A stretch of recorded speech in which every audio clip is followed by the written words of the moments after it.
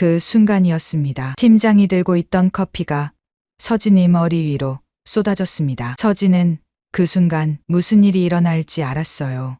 하지만 피하지 않았죠. 고졸 주제에 뭘 한다고 까불어? 주변 직원들이 키득거렸어요. 누군가는 휴대폰을 꺼내 사진을 찍기도 했죠. 서진은 꼼짝도 하지 않고 서 있었습니다. 커피가 얼굴을 타고 흘러내렸어요. 신입이면 신입답게 네 위치를 지켜. 팀장이 코웃음을 치며 무시했습니다. 거울에 비친 서진이 눈가는 붉어져 있었습니다.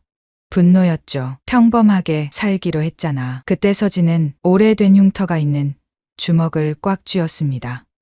서진을 괴롭히면서 엄청난 비밀을 숨기고 있는 팀장과 707 특수부대 출신이지만 정체를 숨기는 주인공 서진에게 어떤 이야기가 펼쳐질지 지켜봐 주세요.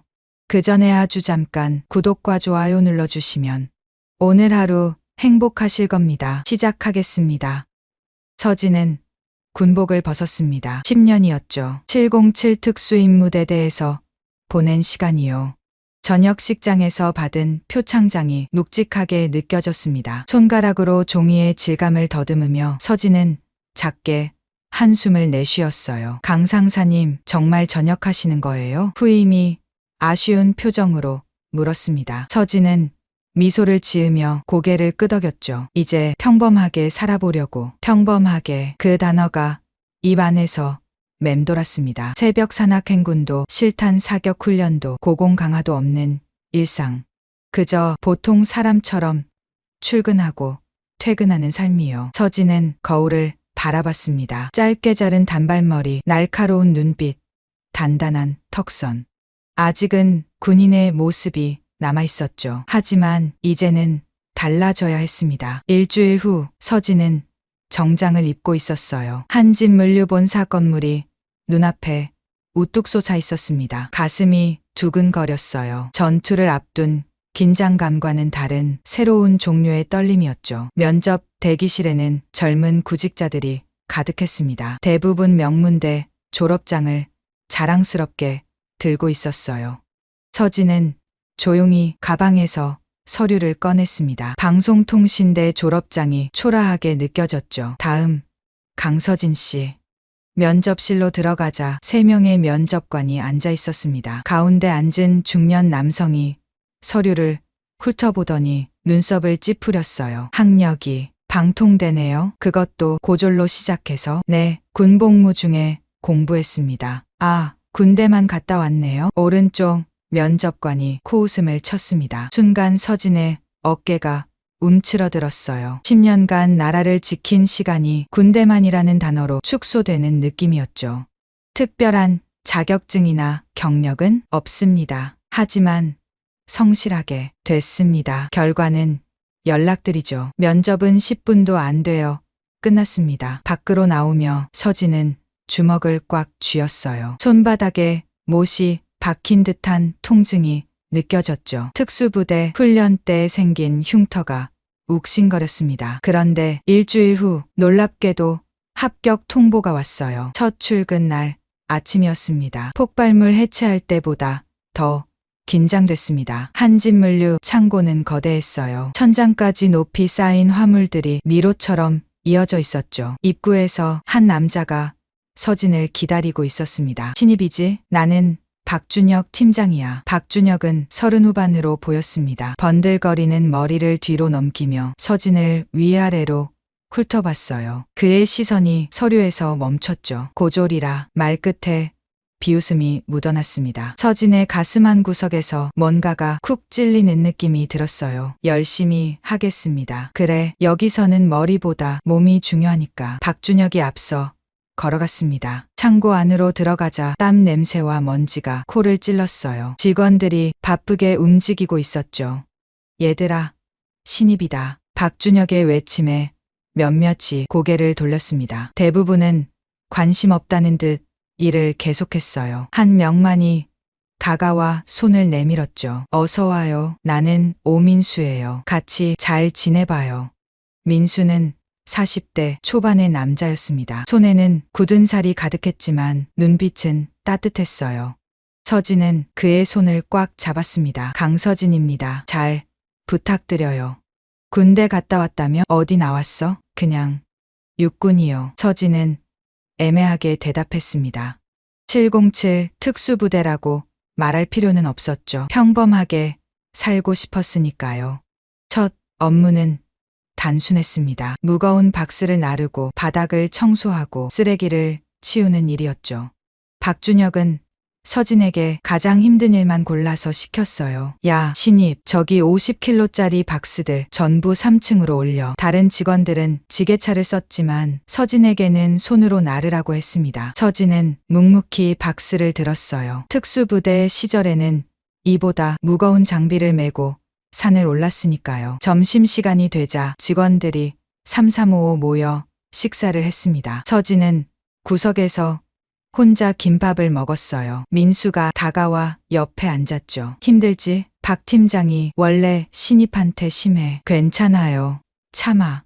여기선 그게 살아남는 법이야. 민수의 말에 서진은 쓴웃음을 지었습니다. 전쟁터에서도 살아남았는데 이곳에서도 살아남아야 한다니요. 오후가 되자 박준혁이 또 불렀습니다. 야, 커피 좀 타와. 설탕 2스푼, 프림은 많이. 서진이 커피를 타오자 박준혁은 한 모금 마시고는 얼굴을 찌푸렸어요. 이게 커피야? 다시 타와. 세 번째 커피를 타올 때쯤 서진은 자신의 손을 내려다봤습니다. 수류탄 핀을 뽑던 이 손이 지금은 커피를 타고 있었죠. 가슴 한편이 텅 비는 느낌이었어요. 퇴근 시간이 가까워질 무렵 서진은 재고 정리를 하고 있었습니다. 숫자를 맞춰보던 중 이상한 점을 발견했어요. 장부의 수량과 실제 물량이 맞지 않았죠. 이상한데 작은 차이가 아니었습니다. 상당한 양의 물품이 사라진 것처럼 보였어요. 서진은 다시 한번 꼼꼼히 확인했죠. 특수부대에서 훈련받은 관찰력이 발동했습니다. 그때 뒤에서 박준혁의 목소리가 들렸어요. 뭐 하는 거야? 아, 재고 확인하는데 숫자가 좀. 신입 주제에 뭘 안다고 참견이야? 박준혁의 얼굴이 붉어졌습니다. 눈빛이 날카로워졌죠. 서진은 본능적으로 위험을 감지했어요. 하지만 이미 늦었습니다. 그래, 가르쳐 줄게. 여기서 내 자리가 어딘지. 박준혁이 손에 들고 있던 커피잔을 들어 올렸습니다. 서진은 그 순간 무슨 일이 일어날지 알았어요. 하지만 피하지 않았죠. 뜨거운 커피가 머리 위로 쏟아졌습니다. 군대에서 머리가 굳었나? 숫자도 못 세? 주변 직원들이 키득거렸어요. 누군가는 휴대폰을 꺼내 사진을 찍기도 했죠. 서진은 꼼짝도 하지 않고 서 있었습니다. 커피가 얼굴을 타고 흘러내렸어요. 고졸 주제에 뭘 안다고. 박준혁이 코웃음을 치며 지나갔습니다. 서진은 천천히 손으로 얼굴을 닦았어요. 거울에 비친 자신의 모습이 초라했죠. 화장실로 들어가 문을 잠갔습니다. 수도꼭지를 틀고 얼굴을 씻었어요. 차가운 물이 뜨거운 분노를 식혀주었죠. 거울을 보니 눈가가 붉어져 있었습니다. 눈물은 아니었어요. 분노였죠. 주먹을 꽉 쥐니 손바닥에 오래된 흉터가 도드라졌습니다. 참아. 평범하게 살기로 했잖아. 서진은 깊게 숨을 들이쉬었습니다. 707에서 배운 호흡법으로 마음을 가라앉혔어요. 문을 열고 나가려는데 민수가 서 있었죠. 괜찮아? 민수가 수건을 건넸습니다. 서진은 고개를 끄덕였어요. 네, 괜찮아요. 박 팀장이 너무했어. 하지만 참아. 여기선 그게 살아남는 법이야. 민수의 눈에 연민이 어려 있었습니다. 그도 비슷한 일을 겪었던 것 같았어요. 퇴근길 서진은 버스 정류장에 서서 하늘을 올려다봤습니다. 노을이 지고 있었어요. 707 훈련소에서 보던 노을과 같은 색이었죠. 평범하게 살고 싶었을 뿐인데 주머니에서 휴대폰이 울렸습니다. 전 부대원이었던 김민재의 메시지였어요. 서진아, 잘 지내? 민간인 생활은 어때? 서진은 잠시 망설이다가 답장을 보냈습니다. 응, 잘 지내. 평범하게 살고 있어. 거짓말이었죠. 하지만 진실을 말할 수는 없었어요. 자존심이 허락하지 않았으니까요. 집에 도착한 서진은 작은 원룸 침대에 누웠습니다. 천장을 바라보며 오늘 있었던 일을 되새겼어요. 커피 냄새가 아직도 머리카락에서 났죠. 내일은 더 잘 참아야지. 그렇게 다짐하며 눈을 감았습니다. 하지만 가슴 한 구석에서는 무언가가 꿈틀거리고 있었어요. 아직은 작지만 곧 폭발할 것 같은 무언가가요. 창밖에서 구급차 사이렌 소리가 들렸습니다. 서진은 반사적으로 몸을 일으켰다가 다시 누웠어요. 이제는 더 이상 출동할 필요가 없었으니까요. 하지만 정말 그럴까요? 어둠 속에서 서진의 눈이 번뜩였습니다. 707 특수부대원의 본능은 아직 살아있었어요. 그리고 그 본능이 말하고 있었죠. 뭔가 이상하다고. 일주일이 지났습니다. 서진의 하루는 이제 커피로 시작해서 커피로 끝났어요. 아침 8시 출근하자마자 박준혁의 고함 소리가 들렸죠. 야, 커피. 단 2글자였습니다. 이름도 아니었어요. 서진은 묵묵히 커피를 타러 갔습니다. 설탕 2스푼, 프림은 많이. 이제는 외울 정도였죠. 다른 직원들도 따라하기 시작했어요. 신입, 나도 커피 하나. 아메리카노로. 나는 믹스커피. 한 번에 10잔씩 타는 날도 있었습니다. 서진의 손은 항상 커피 냄새가 났어요. 특수부대 시절 하양 냄새가 배었던 것처럼요. 점심시간 서진은 늘 그랬듯 구석에서 김밥을 먹고 있었습니다. 다른 직원들은 함께 외식을 나갔지만 서진은 초대받지 못했어요. 아니, 일부러 빼놓은 거겠죠. 야, 신입. 박준혁이 다가왔습니다. 입가에 비웃음이 번졌어요. 오후에 2층 창고 정리해. 혼자서. 2층 창고는 축구장만한 크기였습니다. 보통 5명이 함께 정리하는 곳이었죠. 서진은 고개를 끄덕였어요. 네, 알겠습니다. 대답만 잘하네. 고졸치고는. 박준혁이 어깨를 부딪히며 지나갔습니다. 서진은 주먹을 꽉 쥐었다가 천천히 폈어요. 손바닥에 흉터가 욱신거렸죠. 오후 2시 서진은 2층 창고로 올라갔습니다. 먼지가 자욱했어요.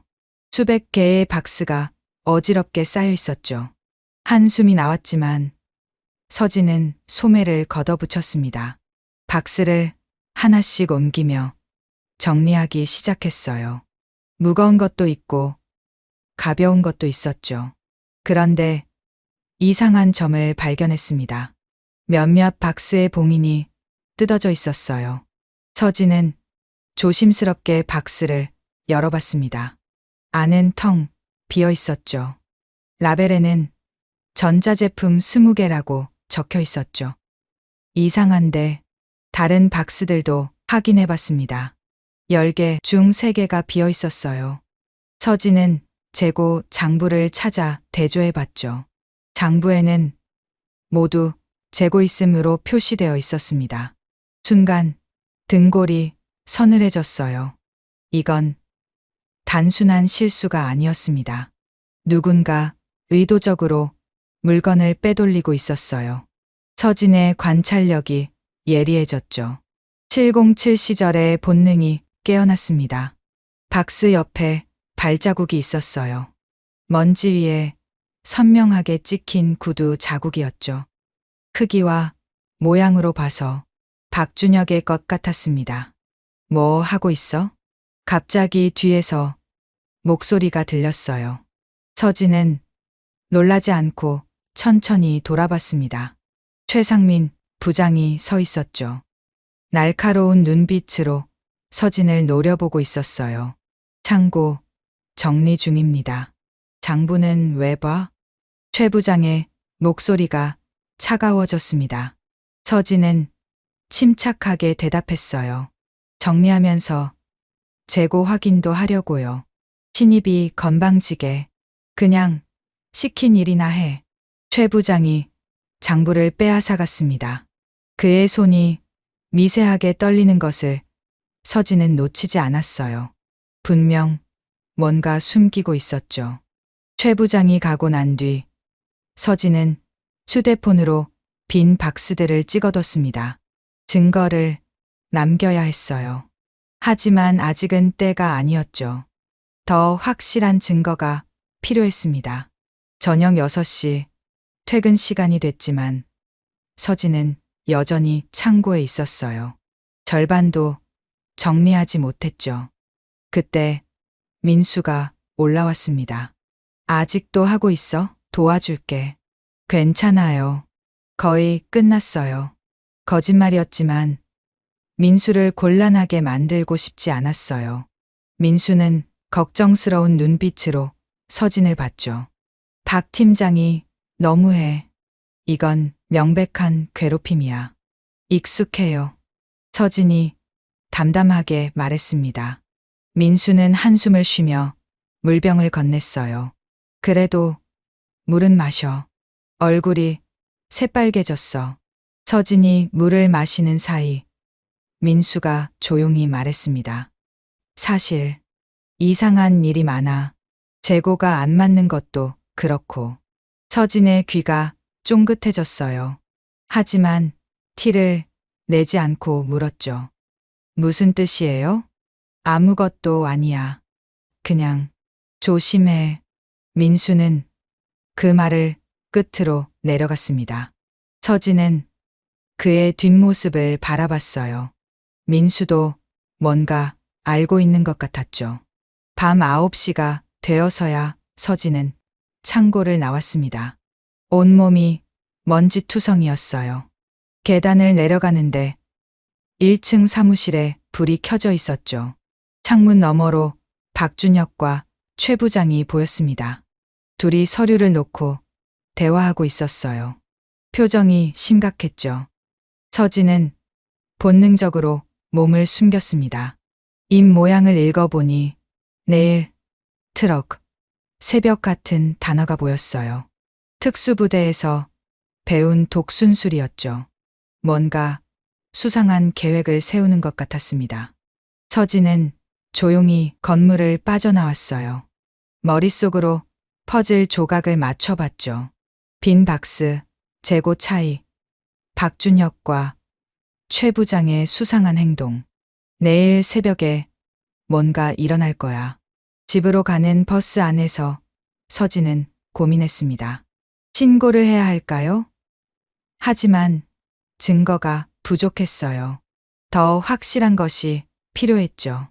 다음 날 아침, 서진은 일부러 30분 일찍 출근했습니다. 창고는 조용했어요. 그런데 바닥에 타이어 자국이 선명하게 남아 있었죠. 큰 트럭이 다녀간 흔적이었습니다. 벌써 왔네? 박준혁이 뒤에서 나타났어요. 얼굴이 피곤해 보였죠. 서진은 아무것도 모르는 척했습니다. 일찍 일어나는 게 습관이라서요. 그래? 그럼 커피나 타와. 평소와 다름없는 명령이었지만 박준혁의 눈빛은 날카로웠어요. 서진을 의심하는 것 같았죠. 커피를 타면서 서진은 생각했습니다. 이대로 참고 있을 수만은 없었어요. 하지만 성급하게 움직이면 위험했죠. 신중해야 했습니다. 야, 뭐해? 커피가 넘치잖아. 박준혁의 고함에 서진은 정신을 차렸어요. 커피가 잔 밖으로 흘러내리고 있었죠. 서진은 얼른 닦으며 사과했습니다. 죄송합니다. 정신 좀 차려. 군대에서 머리가 완전히 굳었구만. 박준혁이 커피잔을 낚아채며 소리쳤어요. 뜨거운 커피가 서진의 손에 튀었지만 서진은 표정 하나 바꾸지 않았죠. 점심시간, 서진은 창고 뒤편으로 갔습니다. 쓰레기통 근처에서 이상한 것을 발견했어요. 찢어진 송장이었죠. 조각을 맞춰보니 어제 없어진 전자제품의 출고 전표였습니다. 하지만 이상했어요. 받는 곳이 실제 거래처가 아니었죠. 서진은 조각들을 주머니에 넣었습니다. 이제 확신이 들었어요. 박준혁과 최 부장이 회사 물건을 빼돌리고 있었습니다. 오후가 되자 박준혁이 또 서진을 불렀어요. 야, 저기 뒤쪽 창고도 정리해. 오늘 안에. 뒤쪽 창고는 더 컸습니다. 혼자서는 불가능한 일이었죠. 다른 직원들이 수군거렸어요. 저건 너무한 거 아니야? 그러게. 괴롭힘 수준인데. 하지만 아무도 나서서 돕지 않았습니다. 서진은 묵묵히 창고로 향했어요. 그때 민수가 따라왔죠. 나도 도울게. 민수 씨는 다른 일이 있잖아요. 괜찮아. 이건 정말 너무해. 둘이서 창고 정리를 시작했습니다. 민수가 조용히 말했어요. 서진아, 너무 튀지 마. 여기서 오래 버티려면 눈치가 필요해. 무슨 뜻이에요? 그냥 위험한 일에 끼어들지 말라고. 민수의 말에는 경고가 담겨 있었어요. 그도 뭔가 알면서 모른 척하고 있는 것 같았죠. 저녁 7시 서진은 화장실에서 얼굴을 씻고 있었습니다. 거울에 비친 얼굴이 피곤해 보였어요. 눈 밑에 다크서클이 짙게 깔렸죠. 그때 밖에서 목소리가 들렸습니다. 박준혁과 다른 직원이 대화하고 있었어요. 신입 녀석, 너무 눈치가 빨라. 조심해야겠어. 그냥 잘라버리죠? 아직은 때가 아니야. 좀 더 지켜봐. 서진은 숨을 죽였습니다. 자신을 감시하고 있다는 뜻이었죠. 더욱 조심해야 했어요. 화장실을 나온 서진은 평온한 표정을 유지했습니다. 아무것도 듣지 못한 척했죠. 하지만 마음속으로는 결심했어요. 이 비리를 밝혀내고 말겠어. 퇴근 시간, 서진은 회사를 나서며 뒤를 돌아봤습니다. 한진물류 간판이 어둠 속에서 빛나고 있었어요. 겉으로는 평범한 물류회사였지만 그 안에는 썩은 냄새가 가득했죠. 집으로 가는 길, 서진은 주먹을 꽉 쥐었습니다. 손바닥에 흉터가 다시 욱신거렸어요. 이번엔 참지 않을 거였습니다. 707 특수부대원의 긍지가 가슴속에서 불타올랐어요. 정의는 반드시 승리한다고 서진은 믿었으니까요.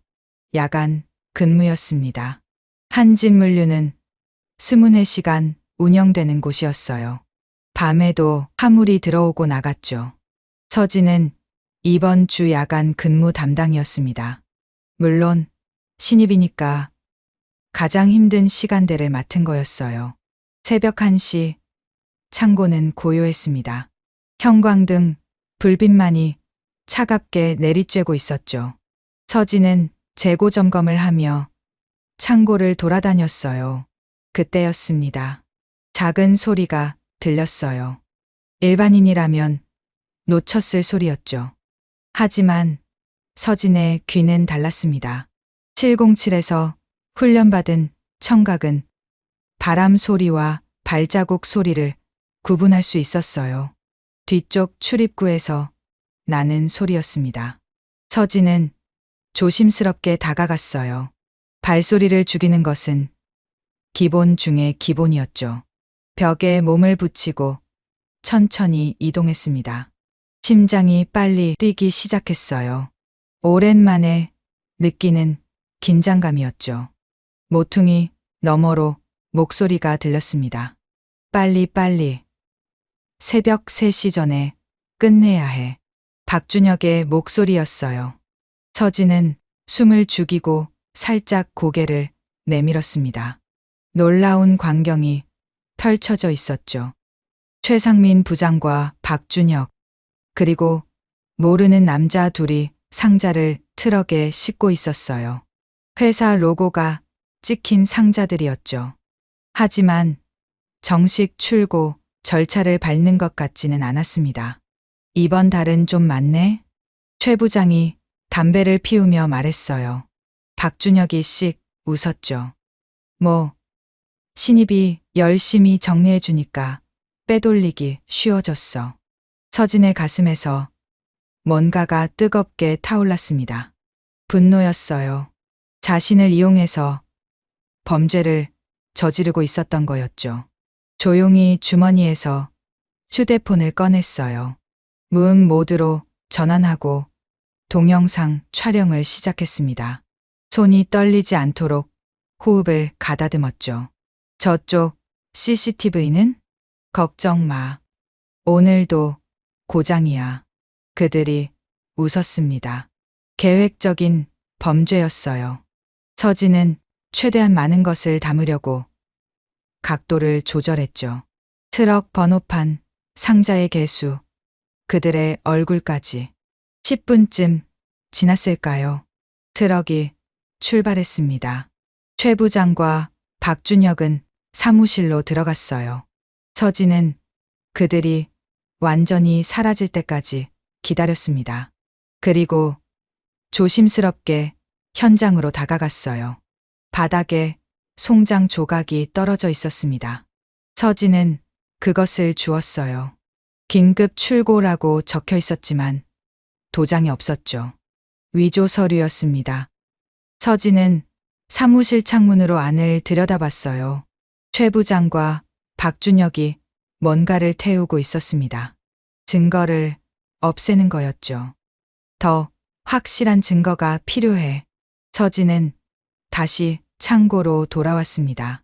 아무 일 없었다는 듯 재고 점검을 계속했어요. 하지만 머릿속은 복잡했죠. 어떻게 해야 할까요? 새벽 3시 교대 시간이 됐습니다. 서진이 퇴근 준비를 하는데 박준혁이 나타났어요. 수고했어. 별일 없었지?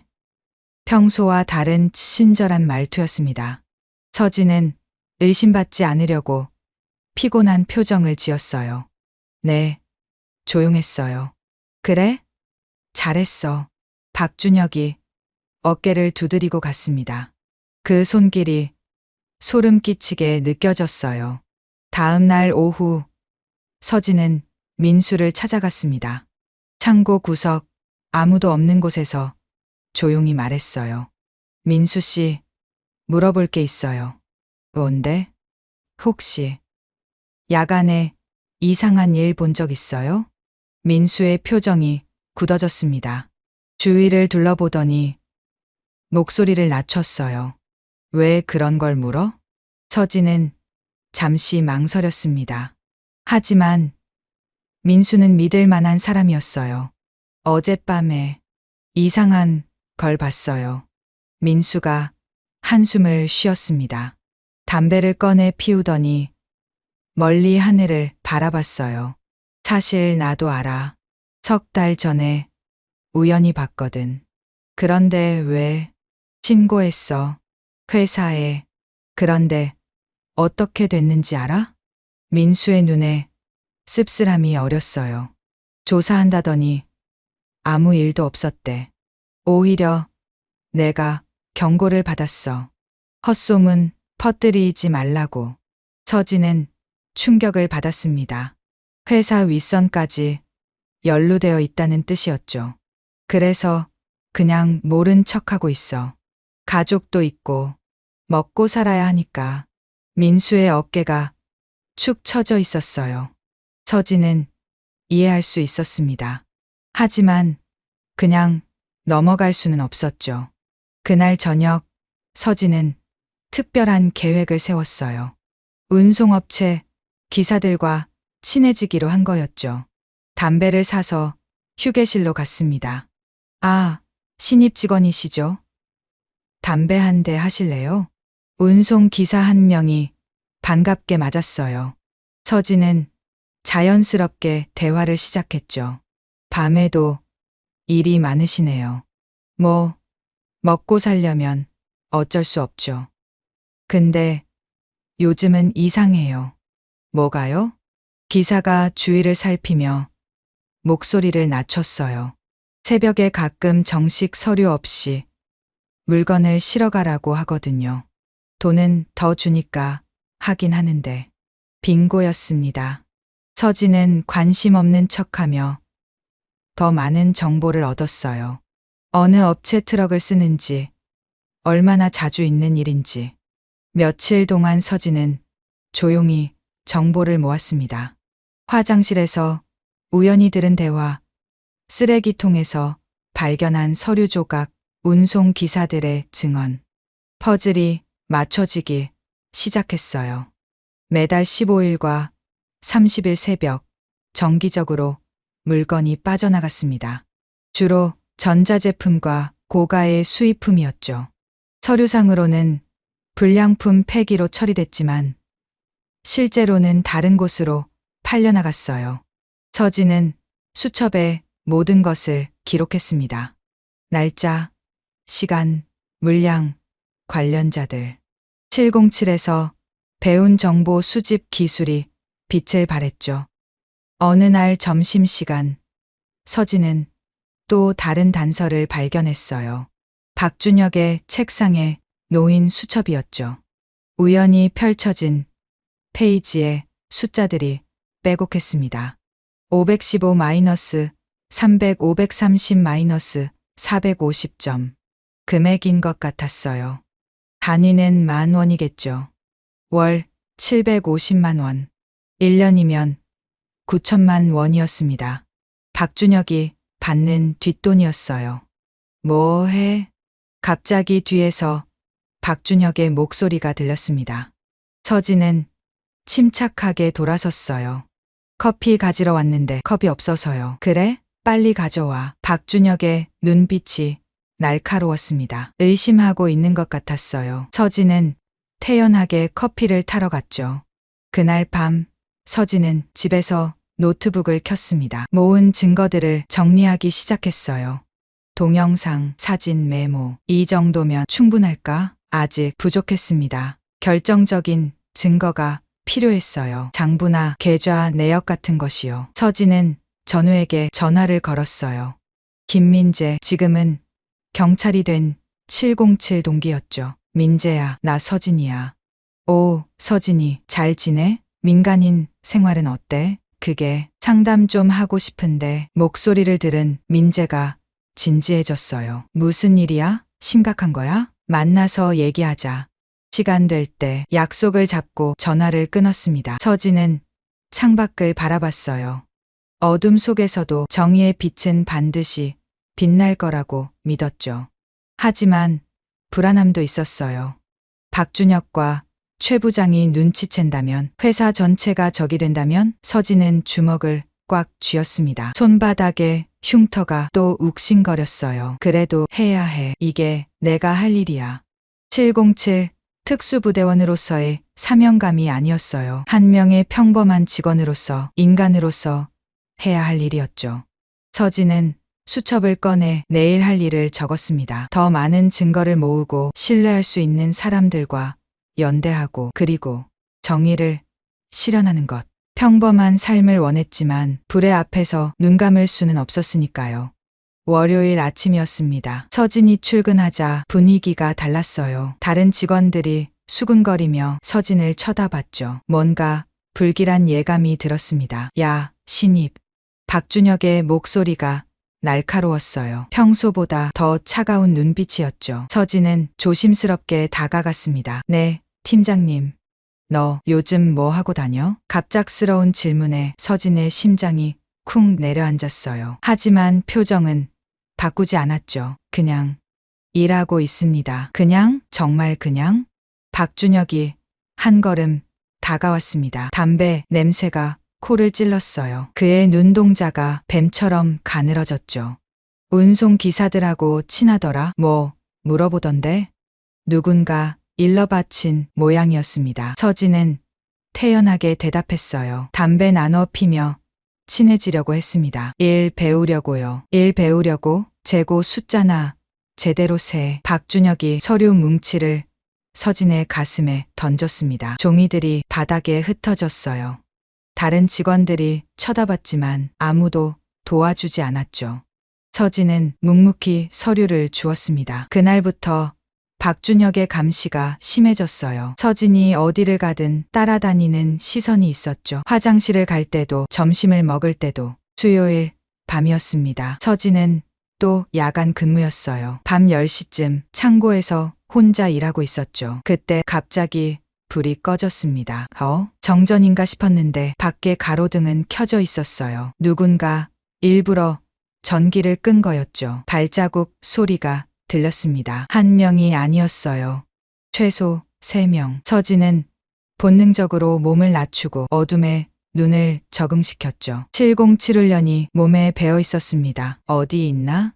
박준혁의 목소리였어요. 손전등 불빛이 이리저리 움직였죠. 서진은 상자 뒤로 몸을 숨겼습니다. 여기 있네. 누군가 서진을 발견했어요. 순식간에 3명이 둘러쌌죠. 박준혁과 모르는 남자 둘이었습니다. 신입, 우리 얘기 좀 하자. 박준혁이 씩 웃었어요. 손전등을 서진의 얼굴에 비췄죠. 눈이 부셨지만 서진은 눈을 감지 않았습니다. 무슨 얘기요? 너 우리 감시하고 다니지? 남자 하나가 서진의 어깨를 밀었어요. 서진은 비틀거리며 뒤로 물러났죠. 연기였습니다. 상대의 힘을 가늠하는 거였어요.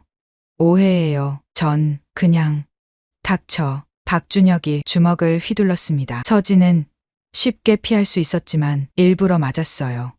입술이 터지며 피가 났죠. 말 좀 들어야겠네. 남자들이 서진을 벽으로 몰았습니다. 주먹과 발길질이 이어졌어요. 서진은 적당히 맞고 적당히 맞았죠. 너무 약해 보이면 안 되고 너무 강해 보여도 안 됐습니다. 그런데 한 남자가 칼을 꺼냈어요. 겁 좀 줘볼까? 순간 서진의 눈빛이 변했습니다. 칼은 달랐어요. 자칫하면 정말 다칠 수 있었죠. 남자가 칼을 휘두르는 순간 서진의 몸이 움직였습니다. 빠르고 정확했어요. 손목을 잡고 비틀자 칼이 떨어졌습니다. 동시에 무릎으로 복부를 가격했죠. 남자가 신음하며 쓰러졌어요. 0.5초도 안 걸렸습니다. 뭐야? 다른 남자가 당황해서 주춤했어요. 서진은 재빨리 쓰러진 척했습니다. 배를 잡고 신음했죠. 아파요. 연기였지만 진짜처럼 보였어요. 박준혁이 의심스러운 눈으로 쳐다봤죠. 운이 좋았네. 하지만 다음엔. 그때 밖에서 경비원의 목소리가 들렸습니다. 거기 누구야? 불 왜 꺼놨어? 남자들이 급히 사라졌어요. 서진은 천천히 일어났습니다. 입가에 피를 닦으며 중얼거렸죠. 이제 시작이구나. 다음 날 서진은 약속 장소로 갔습니다. 작은 카페였어요. 구석 자리에 2명의 남자가 앉아 있었죠. 서진아, 김민재가 반갑게 손을 흔들었어요. 옆에는 이준호가 있었죠. 둘 다 707 동기들이었습니다. 오랜만이야. 얼굴이 왜 그래? 민재가 서진의 상처를 보고 눈살을 찌푸렸어요. 서진은 쓴웃음을 지었죠. 일 좀 있었어. 일? 무슨 일? 서진은 그동안 있었던 일을 설명했습니다. 횡령, 협박, 폭행까지. 민재와 준호의 표정이 점점 굳어졌어요. 그 자식들이. 민재가 주먹을 쥐었습니다. 경찰이 된 후로도 정의감은 여전했어요. 준호가 침착하게 물었죠. 증거는? 서진이 USB를 꺼냈어요. 동영상, 사진, 녹음 파일이 들어있었죠. 이 정도면 충분해? 준호가 파일들을 확인했습니다. 검찰 수사관답게 꼼꼼했어요. 고개를 끄덕였죠. 충분해. 근데 더 필요해. 장부나 계좌 내역 같은 거.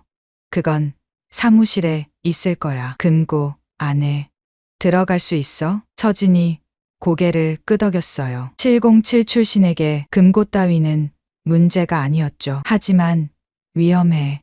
이미 의심받고 있어.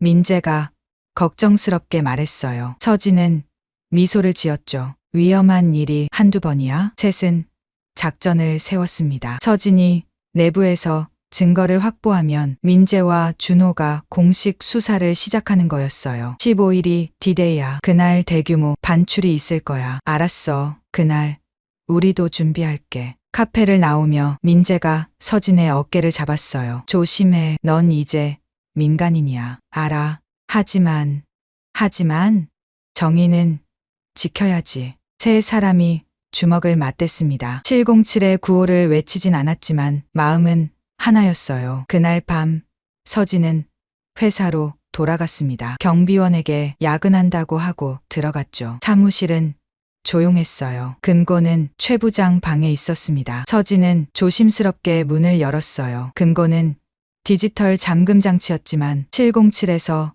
배운 기술로 5분 만에 열렸죠. 안에는 현금과 서류들이 가득했습니다. 장부를 펼쳐보니 충격적이었어요. 3년간 빼돌린 금액이 20억이 넘었죠. 가짜 거래처, 허위 계약서, 리베이트 계좌까지. 서진은 재빨리 사진을 찍었습니다. 중요한 서류는 복사했어요. 조심스럽게 원상태로 돌려놓고 사무실을 나왔죠. 복도를 걷는데 갑자기 불이 켜졌습니다. 거기 누구야? 최상민 부장이었어요. 서진의 심장이 쿵쾅거렸지만 침착하게 대답했죠.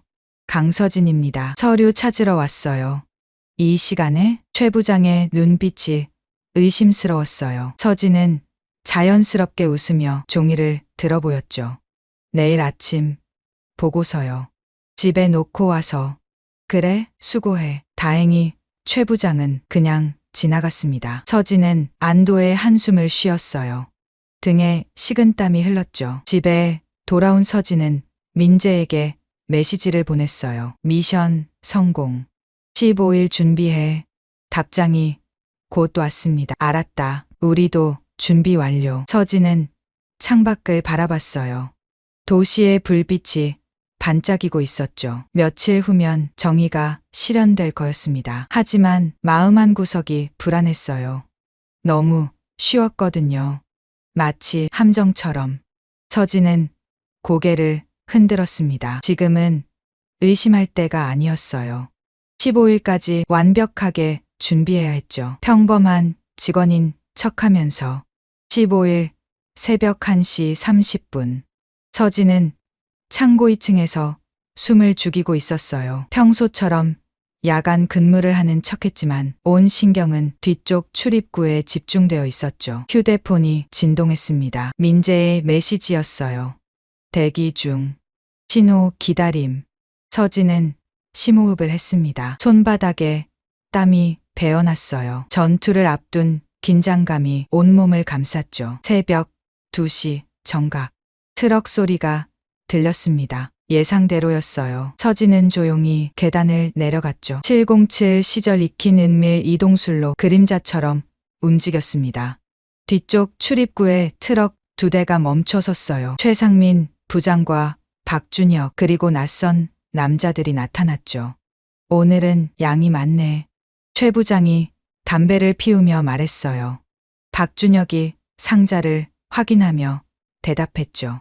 명품 가방이랑 시계들이에요. 이번 것만 해도 5억은 넘을 겁니다. 서진은 휴대폰으로 민재에게 신호를 보냈어요. 시작. 상자들이 트럭에 실리기 시작했습니다. 서진은 모든 것을 동영상으로 담았어요. 얼굴, 차량 번호, 상자 개수까지. 10분쯤 지났을까요? 갑자기 사이렌 소리가 울렸습니다. 경찰차들이 창고를 둘러쌌어요. 서치라이트가 어둠을 밝혔죠. 경찰입니다. 모두 손 들고 움직이지 마세요. 확성기에서 민재의 목소리가 들렸어요. 범인들이 당황해서 흩어지기 시작했죠. 뛰어, 빨리. 박준혁이 소리치며 도망치려 했습니다. 하지만 이미 늦었어요. 경찰들이 모든 출구를 막고 있었죠. 서진은 계단을 뛰어내려갔습니다. 박준혁이 막다른 길에 몰려 있었어요. 서진과 마주친 순간 그의 눈이 커졌죠. 도망치지 마세요, 팀장님. 서진의 목소리는 차분했어요. 박준혁이 이를 갈며 달려들었죠. 내가 고발한 거야, 이 배신자. 주먹이 날아왔습니다. 하지만 이번엔 달랐어요. 서진은 가볍게 피하고 박준혁의 팔을 잡았죠. 한 번 비틀자 박준혁이 바닥에 쓰러졌습니다. 으악. 서진은 박준혁을 제압한 채 말했어요. 배신이 아닙니다. 정의예요. 경찰들이 들어와 박준혁을 체포했습니다. 수갑이 채워지는 순간 박준혁이 서진을 노려봤어요. 너는 대체 누구야? 서진은 잠시 망설였습니다. 그리고 조용히 대답했어요. 강서진 전 707 특수임무대대 상사 출신입니다. 박준혁의 얼굴이 하얗게 질렸어요. 707이라는 이름의 무게를 알고 있었던 거죠. 최상민 부장도 체포됐습니다. 끌려가면서 서진을 봤어요. 분노와 두려움이 섞인 눈빛이었죠. 고작 신입이라고 속았어. 직급은 중요하지 않습니다. 중요한 건 옳고 그름이죠. 현장이 정리되자 민재가 다가왔어요. 서진의 어깨를 두드렸죠. 수고했어. 덕분에 큰 건 잡았다. 고마워. 너희들 아니었으면 못했을 거야. 준호도 왔습니다. 압수한 서류들을 보여주며 말했어요. 3년간 13억 횡령. 이거 실형 확정이야. 서진은 안도의 한숨을 쉬었어요. 드디어 끝났습니다. 아침이 밝았어요. 회사는 발칵 뒤집혔습니다. 경찰이 와서 압수수색을 하고 기자들까지 몰려왔죠. 직원들은 충격에 빠져 있었어요. 설마 신입이 707 출신이라고? 우리가 그런 사람을 괴롭혔다니. 서진을 무시하고 비웃던 직원들이 이제는 두려운 눈으로 쳐다봤어요. 어떤 이는 슬쩍 다가와 사과했죠. 그때는 미안했어. 몰랐어. 서진은 담담하게 고개를 끄덕였습니다. 복수할 생각은 없었어요. 그저 정의를 실현했을 뿐이었죠. 점심 무렵 회사 대표가 서진을 불렀어요. 커다란 사무실에서 대표는 깊이 고개를 숙였습니다. 정말 감사합니다. 덕분에 회사가 썩는 걸 막았어요. 제가 할 일을 했을 뿐입니다. 아닙니다. 특별한 일이죠. 그런데 왜 707 출신이신 분이 여기? 대표가 조심스럽게 물었어요. 서진은 창밖을 바라보며 대답했죠. 그저 평범하게 살고 싶었습니다. 평범하게요? 예. 하지만 불의는 참을 수 없었어요. 대표가 잠시 생각하더니 제안했습니다. 우리 회사 보안팀장을 맡아주시겠어요? 대우는 최고로 하겠습니다. 좋은 제안이었어요. 하지만 서진은 고개를 저었습니다. 감사하지만 전 창고에서 일하고 싶습니다. 네, 왜요? 거기가 제 자리예요. 평범한 직원으로 일하고 싶습니다. 대표는 이해할 수 없다는 표정이었지만 서진의 뜻을 존중했어요. 민수가 서진을 찾아왔습니다. 눈시울이 붉어져 있었어요. 고마워. 나는 겁쟁이였는데 너는. 민수 씨도 가족이 있잖아요. 이해해요. 그래도 정말 대단해. 민수가 서진의 손을 꽉 잡았어요. 이제 진정한 동료가 된 것 같았죠. 한 달이 지났습니다. 서진은 여전히 창고에서 일했어요. 하지만 많은 것이 달라졌죠. 더 이상 커피 심부름을 시키는 사람은 없었습니다. 무시하는 사람도 없었어요. 오히려 모두가 서진을 존중했죠. 서진 씨, 이거 좀 봐주실래요? 같이 점심 먹어요. 오늘 회식 가시죠? 평범한 직장 생활이었습니다. 서진이 원했던 바로 그 삶이었어요. 어느 날 저녁 서진은 창고 옥상에 올라갔어요. 노을이 도시를 붉게 물들이고 있었죠. 휴대폰이 울렸습니다. 민재였어요. 재판 결과 나왔어. 최 부장 7년, 박준혁 5년. 그렇구나. 너 덕분이야. 진짜 고생했어. 전화를 끊고 서진은 하늘을 올려다봤습니다. 구름 사이로 비행기가 날아가고 있었어요. 707 시절이 떠올랐죠. 헬기에서 뛰어내리던 날들, 목숨을 건 작전들, 전우들과 함께한 시간들. 그때도 정의를 위해 싸웠습니다. 그리고 지금도 특별함이 아닌 평범함 속에서도 서진이 중얼거렸어요. 정의는 지킬 수 있다. 바람이 불어왔습니다. 서진의 머리카락을 스치고 지나갔죠. 이제 더 이상 군인의 짧은 머리가 아니었어요. 평범한 회사원의 머리였죠. 서진은 미소를 지었습니다. 이것이 그가 원한 삶이었으니까요. 평범하지만 정의로운 삶. 계단을 내려가며 서진은 내일 할 일을 생각했어요. 재고 정리, 배송 확인, 동료들과의 점심. 아주 평범한 일들이었죠. 하지만 이제 서진은 알고 있었습니다. 평범한 일상 속에서도 얼마든지 의미 있는 삶을 살 수 있다는 것을요. 창고 문을 나서는 서진의 발걸음은 가벼웠습니다. 정의는 거창한 곳에만 있는 게 아니었어요. 바로 여기 일상 속에 있었으니까요. 아버지, 저 만나는 사람이 있어요. 순간 진호의 가슴이 철렁 내려앉았습니다. 젓가락질을 멈추고 아들을 바라봤어요. 만나는 사람이라니. 혼자 지내는 아들이 걱정되긴 했지만 막상 이런 말을 들으니 복잡한 감정이 밀려왔어요. 그래, 어떤 사람인데? 진호는 애써 담담하게 물었습니다. 민재가 잠시 망설이더니 좋은 사람이에요. 정말 착하고 성실한 사람이죠. 이름은 뭐 하는 사람이야? 그건 민재가 말을 흐렸습니다. 조만간 인사드릴게요. 아직은 좀 이른 것 같아서요. 진호의 눈썹이 꿈틀거렸습니다. 아들이 뭔가를 숨기고 있다는 느낌이 들었어요. 왜? 무슨 문제라도 있어? 유부녀야? 아니면 이혼한 여자라도 돼? 아니에요. 그런 거 아니에요, 아버지. 그러면 나한테 숨길 게 뭐가 있어? 제가 때가 되면 꼭 소개해 드릴게요. 믿고 기다려주세요. 죄송해요. 민재의 목소리에는 간절함이 묻어 있었습니다. 하지만 진호의 마음속에서는 불안감이 꿈틀거리기 시작했어요. 그리고 결국 예비 며느리가 일하는 식당을 찾아가게 되는데 그곳에서 진호는 눈물을 흘릴 수밖에 없었습니다. 도대체 무슨 일이 있었던 걸까요? 이 사연이 끝까지 함께 해주세요. 그 전에 아주 잠깐 구독과 좋아요 눌러주시면 오늘 하루 행복하실 겁니다. 시작하겠습니다. 저녁 7시 마을버스의 시동이 꺼지는 소리가 차고지에 울려 퍼졌습니다. 진호는 피곤한 몸을 일으켜 운전석에서 내렸어요. 하루 종일 핸들을 잡고 있던 손목이 뻐근했죠. 68년을 살아온 그의 산처럼 오늘도 어김없이 반복되는 일상이었습니다. 수고하셨어요, 박 기사님. 젊은 동료의 인사에 진호는 손을 들어 대답을 대신했어요. 집으로 향하는 발걸음이 무거웠습니다. 아내가 떠난 지 7년.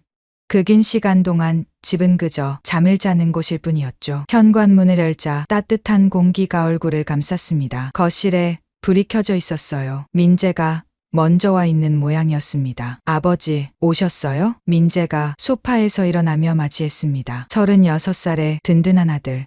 시청에서 일하는 공무원이었죠. 아내가 떠난 후 민재만이 진호의 유일한 희망이었습니다. 진호는 애투를 벗으며 아들의 표정을 살폈어요. 뭔가 평소와 달랐습니다. 민재의 얼굴에는 긴장감이 서려 있었죠. 저녁은요? 아직 안 먹었어. 너는?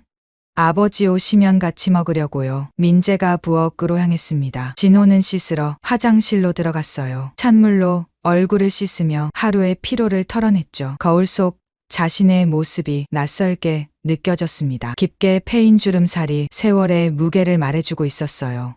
식탁에 앉자 민재가 김치찌개를 가져왔습니다. 아내가 자주 끓여주던 그 맛은 아니었지만 아들의 정성이 느껴졌죠. 아버지, 밥을 먹던 민재가 숟가락을 내려놓았습니다. 진호는 젓가락질을 멈추고 아들을 바라봤어요. 무슨 일이야? 제가 만나는 사람이 있어요. 순간 진호의 가슴이 철렁 내려앉았습니다. 만나는 사람이라니. 이 나이에 결혼도 안 하고 혼자 지내는 아들이 걱정되긴 했지만 막상 이런 말을 들으니 복잡한 감정이 밀려왔어요. 그래, 어떤 사람인데? 진호는 애써 담담하게 물었습니다. 하지만 손은 미세하게 떨리고 있었죠. 민재가 잠시 망설이더니 입을 열었어요. 좋은 사람이에요. 정말 착하고 성실한 사람이죠. 이름은 뭐 하는 사람이야? 그건 민재가 말을 흐렸습니다. 시선을 피하며 찌개를 젓고 있었어요. 조만간 인사드릴게요. 아직은 좀 이른 것 같아서요. 진호의 눈썹이 꿈틀거렸습니다. 아들이 뭔가를 숨기고 있다는 느낌이 들었어요. 민재야, 아버지한테 숨길 게 뭐가 있어? 이름이라도 말해봐. 아버지, 제가 때가 되면 꼭 소개해드릴게요. 믿고 기다려주세요. 민재의 목소리에는 간절함이 묻어 있었습니다. 하지만 진호의 마음속에서는 불안감이 꿈틀거리기 시작했어요. 그날 밤 진호는 잠을 이룰 수 없었습니다. 침대에 누워 천장을 바라보며 과거의 기억이 떠올랐어요. 7년 전 아내가 암으로 투병하던 시절이었죠. 병원비는 하늘 높은 줄 모르고 치솟았고 진호는 버스 운전으로는 감당할 수 없었습니다. 그때 나타난 사람이 있었어요. 40대 초반의 여자 간병인이었죠. 아주머니 병세가 많이 안 좋으시네요. 제가 특별히 신경 써서 돌봐드릴게요. 그녀의 목소리는 꿀처럼 달콤했습니다. 진호는 지푸라기라도 잡는 심정으로 그녀를 믿었어요. 정말 고맙습니다. 아내가 좀 나아질 수 있을까요? 걱정 마세요. 제가 전문적으로 케어해드리면 분명 좋아지실 거예요. 간병인은 매일같이 아내 곁을 지켰습니다. 친절하고 세심한 모습에 진호는 안심했죠. 하지만 그것은 모두 거짓이었습니다. 어느 날 간병인이 조심스럽게 말을 꺼냈어요. 사장님, 요즘 새로운 치료법이 나왔다는데 아세요? 비용이 좀 들긴 하지만 효과가 정말 좋대요. 진호는 귀가 솔깃했습니다. 아내를 살릴 수만 있다면 무엇이든 할 수 있었죠. 얼마나 드나요? 3천만 원 정도. 하지만 아주머니 상태로 봐서는 꼭 필요할 것 같아요. 진호는 고민 끝에 대출을 받아 돈을 마련했습니다. 간병인에게 선불로 지급했죠. 그리고 다음 날 그녀는 사라졌습니다. 전화도 받지 않았어요. 병원에 찾아가 보니 아무도 그런 간병인을 모른다고 했죠. 진호는 그제야 사기를 당했다는 것을 깨달았습니다. 돈도 돈이었지만 더 큰 문제는 아내였어요. 제대로 된 간병을 받지 못한 아내의 상태는 급격히 나빠졌습니다. 그리고 한 달 후 아내는 세상을 떠났어요. 여보, 미안해. 마지막 순간까지 진호는 아내 곁을 지켰습니다. 하지만 후회와 자책감은 가시지 않았죠. 침대에서 몸을 뒤척이던 진호가 중얼거렸습니다. 요즘 세상에 믿을 사람이 어디 있나. 아들이 만난다는 여자, 과연 어떤 사람일까요? 혹시 민재가 시청 공무원이라는 것을 알고 접근한 건 아닐까요? 진호의 머릿속은 온갖 상상으로 가득 찼습니다. 잠은 오지 않고 불안감만 커져갔어요. 다음 날 아침, 진호는 평소보다 일찍 일어났습니다. 밤새 뒤척인 탓에 눈이 퉁퉁 부어 있었죠. 부엌에서 물을 마시는데 민재가 나왔어요. 아버지, 벌써 일어나셨어요? 그래, 잠이 안 와서. 민재가 걱정스러운 눈빛으로 아버지를 바라봤습니다. 혹시 제가 어제 한 말 때문에? 아니다. 그냥 나이 들어서 그런 거야. 진호는 손사래를 쳤지만 민재는 이미 눈치를 챈 듯했어요. 아버지 정말 좋은 사람이에요. 제가 보장할게요. 그래, 알았다. 진호는 더 이상 묻지 않았습니다. 하지만 마음속 의심은 사라지지 않았죠. 버스를 운전하는 내내 진호는 딴 생각에 빠져 있었어요. 정류장을 지나칠 뻔한 적도 있었습니다. 기사님, 여기 내려요. 승객의 외침에 진호는 화들짝 놀라 급브레이크를 밟았어요. 죄송합니다. 사과를 하면서도 진호의 마음은 여전히 어수선했습니다. 민재가 만난다는 여자가 도대체 누구일까요? 점심시간 동료 기사들과 김밥을 먹으며 진호는 넌지시 물었어요. 혹시 우리 민재 본 사람 있어? 민재요? 며칠 전에 시장 근처에서 봤는데요. 최 기사가 김밥을 씹으며 대답했습니다. 혼자였어? 아니요. 젊은 여자랑 같이 있던데요. 분식집 앞이었나. 진호의 귀가 쫑긋 세워졌습니다. 분식집, 어디 분식집? 행복분식이요. 시장 입구에 있는 곳 아세요? 진호는 고개를 끄덕였어요. 가끔 지나다니며 본 적이 있는 가게였습니다. 그날 오후 진호는 일찍 운행을 마치고 시장으로 향했어요. 평소와는 다른 낡은 점퍼를 입고 모자를 눌렀었죠. 혹시라도 민재를 만날까봐 조심스러웠습니다. 행복분식은 시장 입구의 작은 가게였어요. 간판도 낡고 허름해 보였습니다. 진호는 망설이다가 안으로 들어갔죠. 어서 오세요. 밝은 목소리가 진호를 맞이했습니다. 카운터 안쪽에는 젊은 여자가 서 있었어요. 20대 후반쯤으로 보였죠. 단정하게 묶은 머리와 깨끗한 앞치마가 인상적이었습니다. 이름표에는 정하은이라고 적혀 있었어요. 뭐 드릴까요? 어르신? 하은이 미소를 지으며 물었습니다. 진호는 잠시 말을 잃었어요. 생각보다 평범한 모습에 당황했죠. 김밥 하나 하고 라면 하나 주세요. 네, 알겠습니다. 잠시만 기다려주세요. 하은은 능숙한 솜씨로 음식을 준비했습니다. 진호는 구석 자리에 앉아 그녀를 관찰했어요. 부지런하고 친절해 보였습니다. 하지만 진호의 의심은 쉽게 사라지지 않았죠. 겉모습만으로는 사람을 알 수 없다는 것을 너무나 잘 알고 있었으니까요. 착한 척하는 거겠지. 우리 민재가 공무원이라는 걸 알고. 진호는 김밥을 씹으며 속으로 생각했습니다. 과거의 상처가 너무 깊어서일까요? 모든 것이 의심스러웠어요. 식사를 마치고 나오면서 진호는 다시 한번 하은을 바라봤습니다. 다른 손님들에게도 한결같이 친절한 모습이었죠.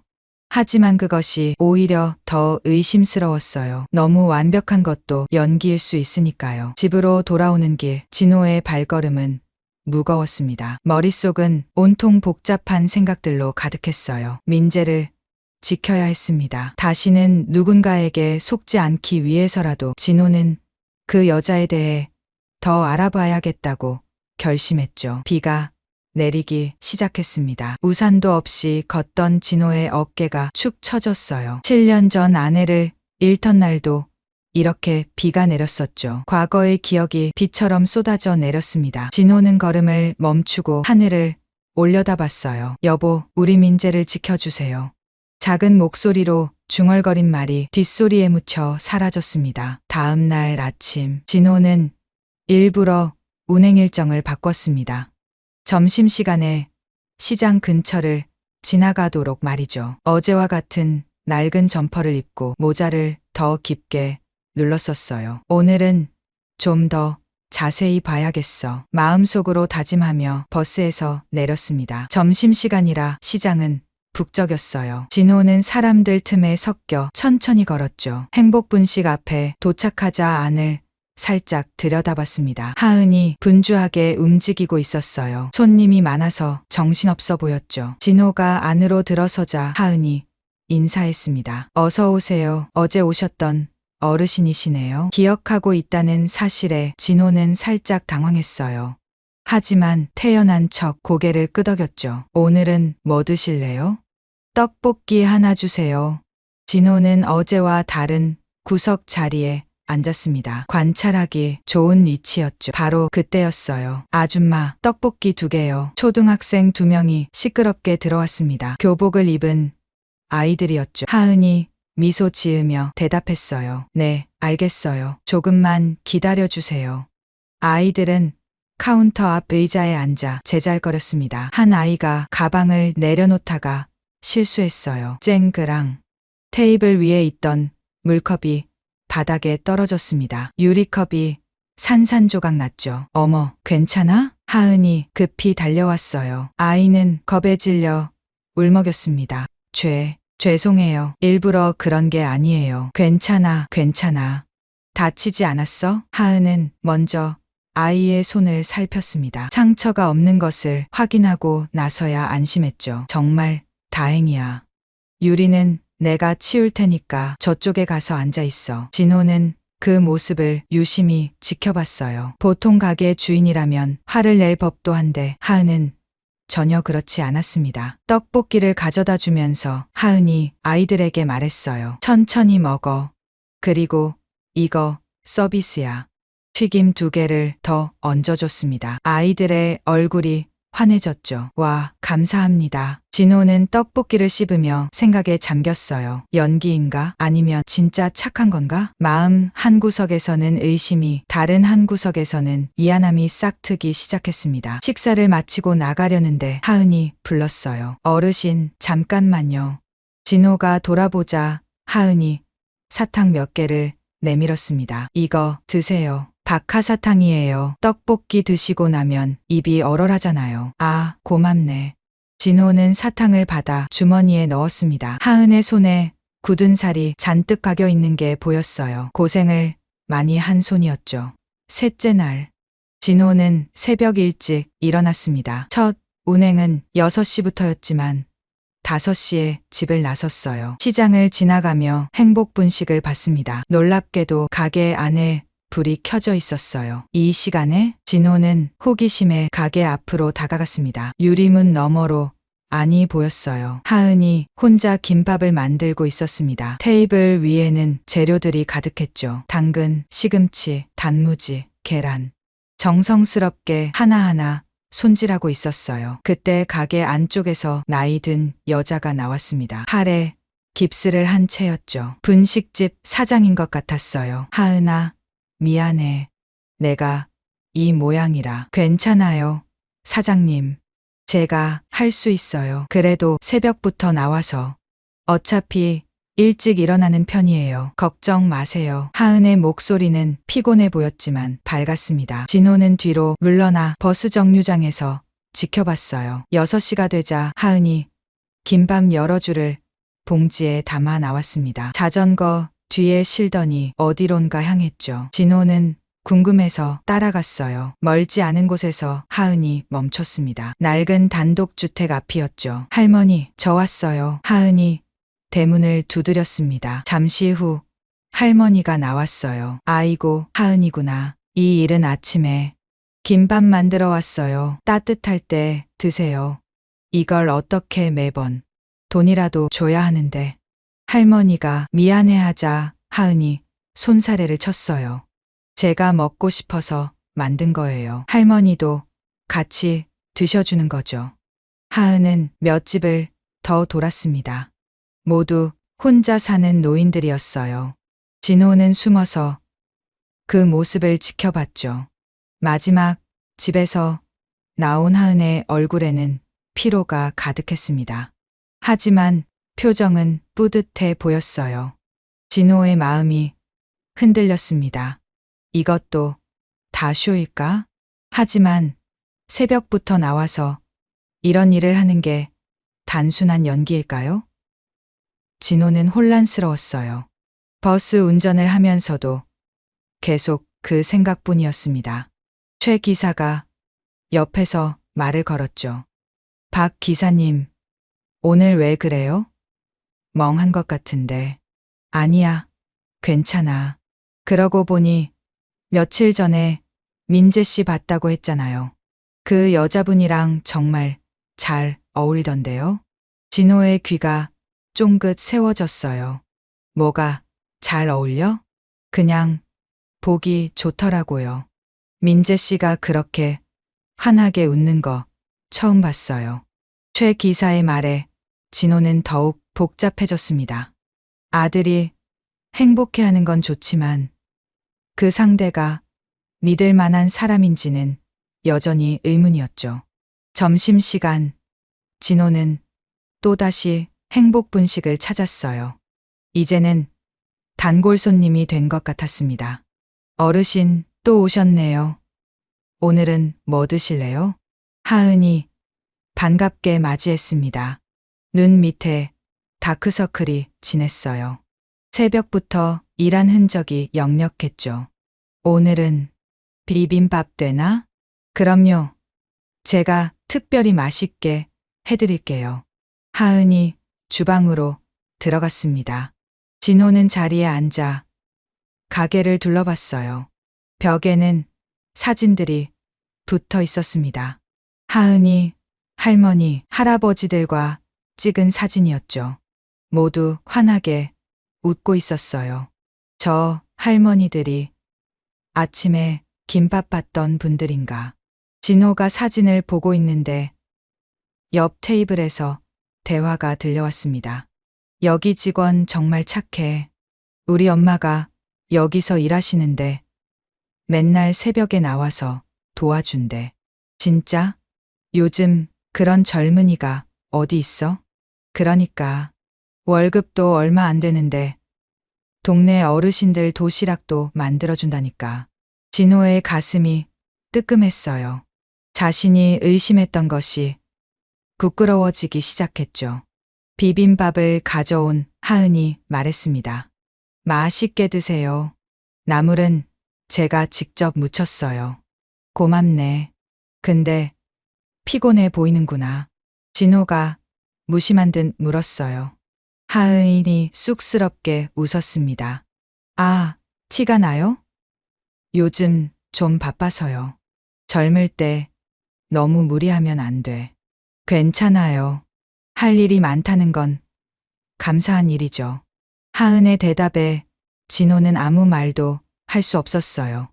비빔밥을 먹으며 진호는 계속 하은을 관찰했습니다. 손님 한 명에게 정성을 다하는 모습이 인상적이었죠.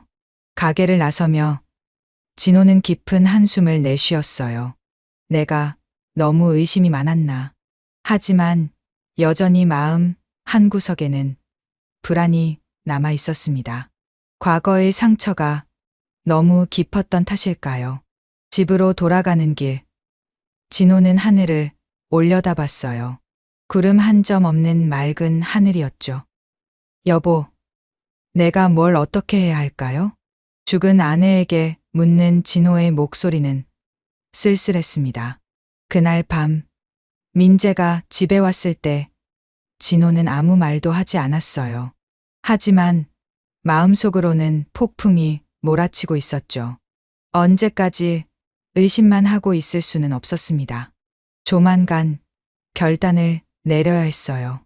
하은이라는 여자, 과연 믿어도 될까요? 진호는 또다시 뜬 눈으로 밤을 지새웠습니다. 넷째 날 아침, 진호는 평소보다 일찍 시장으로 향했습니다. 하지만 이번엔 행복 분식이 아니었어요. 근처 채소 가게로 들어갔죠. 아주머니, 채소 좀 볼게요. 가게 주인 김 씨가 반갑게 맞았습니다. 진호는 시장에서 오래 버스를 운전해서 상인들과 안면이 있었어요. 박 기사님, 오랜만이네요. 뭐 필요하신 거 있어요? 진호는 배추를 만지작거리며 넌지시 물었습니다. 저기 행복분식 있잖아요. 거기 일하는 젊은 여자 아세요? 하은이요? 왜요? 김 씨의 눈이 반짝였어요. 동네 아주머니들의 특기는 수다였죠. 그냥 우리 아들이 그 처자를 좀 아는 것 같아서. 아이고, 민재가요? 그래요. 둘이 잘 어울려요. 김 씨가 신이 나서 말을 이었습니다. 하은이 참 착해요. 불쌍하기도 하고. 진호의 귀가 쫑긋 세워졌어요. 불쌍하다니요? 몰랐어요? 하은이 아버지가 IMF 때 사업 망하고 집 나갔잖아요. 그때 하은이가 겨우 10살이었는데 진호의 눈빛이 날카로워졌습니다. 역시 뭔가 있었던 거였어요. 그래서요? 어머니가 혼자 하은이를 키웠죠. 식당 일에 파출부까지. 그러다가 3년 전에 과로로 쓰러져서 돌아가셨어요. 김 씨가 혀를 찼습니다. 진호는 속으로 생각했어요. 그렇군. 어려운 집안 사정이 있었구나. 가난한 집딸이 안정적인 직업을 가진 민재에게 접근했다는 의심이 더욱 짙어졌습니다. 하은이가 지금은 혼자 사는 거예요? 네. 원룸에서 혼자 살아요. 학자금, 대출도 아직 다 못 갚았다던데. 진호의 마음이 차가워졌어요. 돈이 필요한 상황이었다는 거죠. 그런데 말이에요. 김 씨가 목소리를 낮췄습니다. 그 어려운 상황에서도 매달 동네 어르신들 도시락 만드는데 돈을 보태고 있대요. 자기도 힘들 텐데. 진호는 대답하지 않았습니다. 겉으로 착한 척하는 것일 수도 있었으니까요. 채소를 몇 개 사고 나온 진호는 깊은 생각에 빠졌어요. 하은의 집안 사정을 알고 나니 의심은 더 커졌습니다. 민재가 공무원이라는 걸 알고 일부러. 바로 그때였어요. 기사님, 버스 언제 와요? 정류장에 서 있던 승객이 물었습니다. 진호는 시계를 봤어요. 출근 시간이었죠. 아, 죄송합니다. 지금 가야겠네요.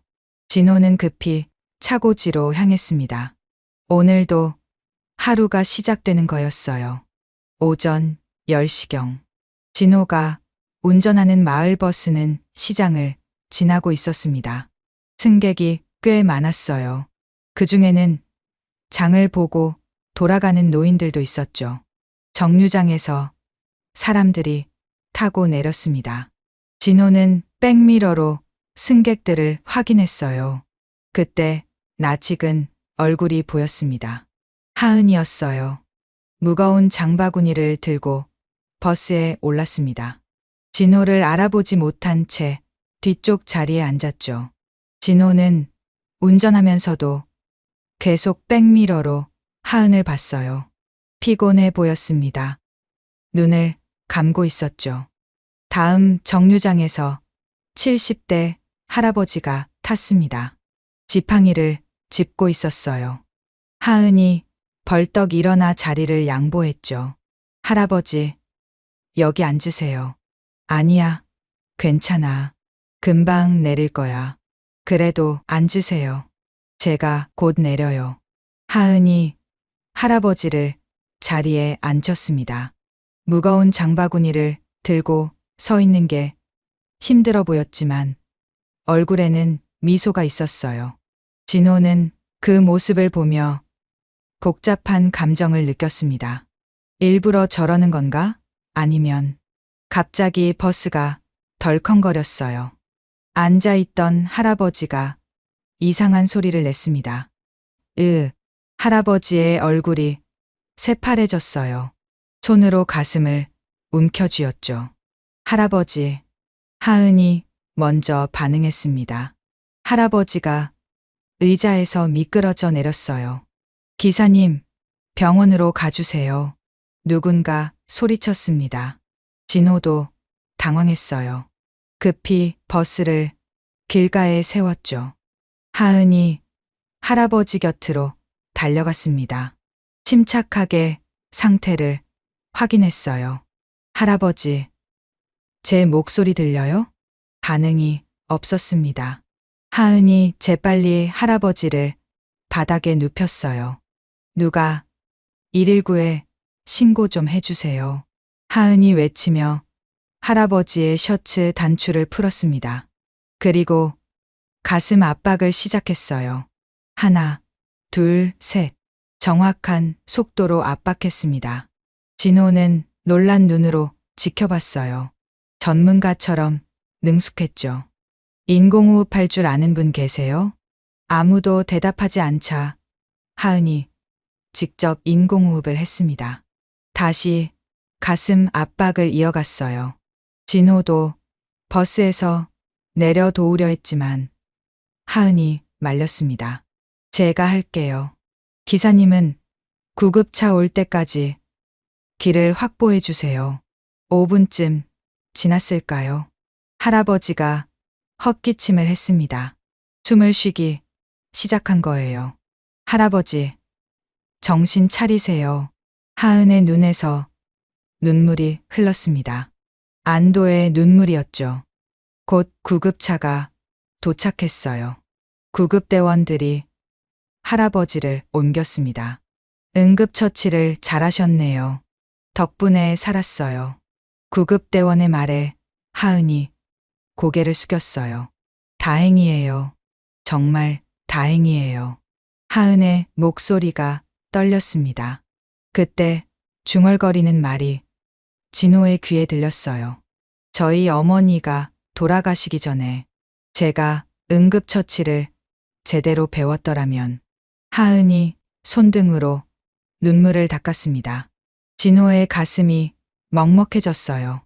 구급차가 떠나고 버스 운행이 재개됐습니다. 하은은 다음 정류장에서 내렸어요. 내리기 전에 진호에게 다가왔습니다. 기사님, 빨리 차 세워주셔서 감사해요. 그때 하은이 뭔가를 꺼냈어요. 그리고 이거 며칠 전에 분식집에 두고 가신 거예요. 진호의 안경이었습니다. 깨끗하게 닦여 있었어요. 언제 찾으러 오실까 했는데 이렇게 만나네요. 하은이 미소 지으며 안경을 건넸습니다. 진호는 할 말을 잃었어요. 그럼 조심히 운전하세요. 하은이 버스에서 내렸습니다. 무거운 장바구니를 들고 힘겹게 걸어갔죠. 진호는 한참 동안 그 뒷모습을 바라봤어요. 손에 들린 안경이 따뜻했습니다. 하은의 체온이 남아있는 것 같았어요. 이 아이가 정말 나쁜 아이일까? 처음으로 진호의 마음에 균열이 생겼습니다. 단단하게 쌓아놓은 의심의 벽에 금이 가기 시작했어요. 그날 밤, 진호는 안경을 들고 한참을 생각했습니다. 며칠 전 분식집에서 잃어버렸다는 것도 몰랐었죠. 하은이 그걸 깨끗이 닦아서 보관하고 있었다니. 아빠, 뭐 보세요? 민재가 물었습니다. 진호는 안경을 내려놓았어요. 아니야, 아무것도. 하지만 마음속에서는 폭풍이 일고 있었습니다. 하은이라는 아이, 가난한 집안 출신이지만 선한 마음을 가진 아이. 혹시 자신이 잘못 보고 있는 건 아닐까? 진호는 처음으로 자신의 의심을 의심하기 시작했습니다. 다음 날 오후, 진호는 오랜만에 평상복을 입고 행복 분식 앞에 섰습니다. 더 이상 숨길 필요가 없었어요. 아니, 숨기고 싶지 않았죠. 가게 안으로 들어서자 하은이 밝게 인사했습니다. 어서 오세요, 어르신. 오늘은 좀 다르게 입으셨네요. 진호는 천천히 카운터로 다가갔어요. 하은의 맑은 눈을 똑바로 바라봤죠. 하은 양, 잠깐 얘기 좀 할 수 있을까요? 하은이 고개를 갸웃거렸습니다. 진호의 진지한 표정에 뭔가 이상함을 느낀 듯했어요. 네. 무슨 일이신가요? 진호가 깊게 숨을 들이쉬었습니다. 그리고 말했어요. 나는 박민재의 아버지입니다. 순간 하은의 얼굴에서 혈색이 사라졌어요. 떨리는 손으로 카운터를 잡았습니다. 눈이 크게 떠졌죠. 입술이 파르르 떨렸어요. 민재 오빠 아버지셨군요. 하은의 목소리는 거의 들리지 않을 정도로 작았습니다. 눈에 눈물이 고이기 시작했어요. 제가 뭔가 잘못했나요? 눈물이 뺨을 타고 흘러내렸습니다. 하은은 급히 손등으로 닦았지만 눈물은 계속 흘렀어요. 진호의 가슴이 찢어지는 것 같았습니다. 하지만 이미 시작한 일이었죠. 며칠 전부터 당신을 지켜봤습니다. 미안하지만 의심했어요. 하은의 어깨가 들썩였습니다. 흐느끼기 시작했어요. 왜 그러셨어요? 민재가 만나는 사람이 누군지 알고 싶었습니다. 그리고 진호는 잠시 말을 멈췄어요. 다음 말을 하기가 어려웠죠. 당신이 민재의 직업을 보고 접근한 건 아닌지 의심했습니다. 하은이 고개를 들었어요. 눈물로 얼룩진 얼굴에는 충격과 슬픔이 가득했습니다. 그런 사람으로 보셨군요. 목소리가 떨렸습니다. 상처받은 것이 역력했어요. 제가 그렇게 나쁜 사람으로 보였나요? 진호는 대답할 수 없었습니다. 하은이 눈물을 닦으며 말을 이었어요.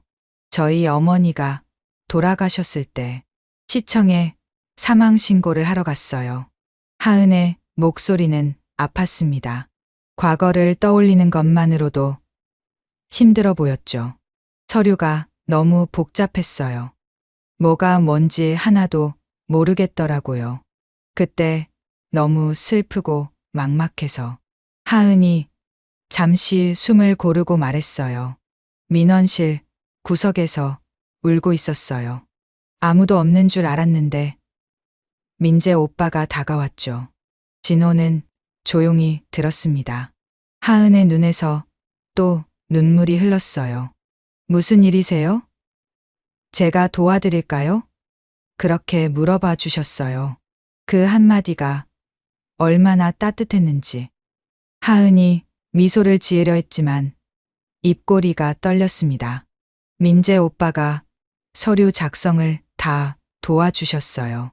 2시간이나 걸렸죠. 자기 일도 있었을 텐데. 진호의 마음이 무거워졌습니다. 아들의 따뜻한 마음씨가 자랑스러우면서도 자신이 한 일이 부끄러웠어요. 그 후로 가끔 만나게 됐어요. 민재 오빠가 먼저 밥 먹자고 했죠.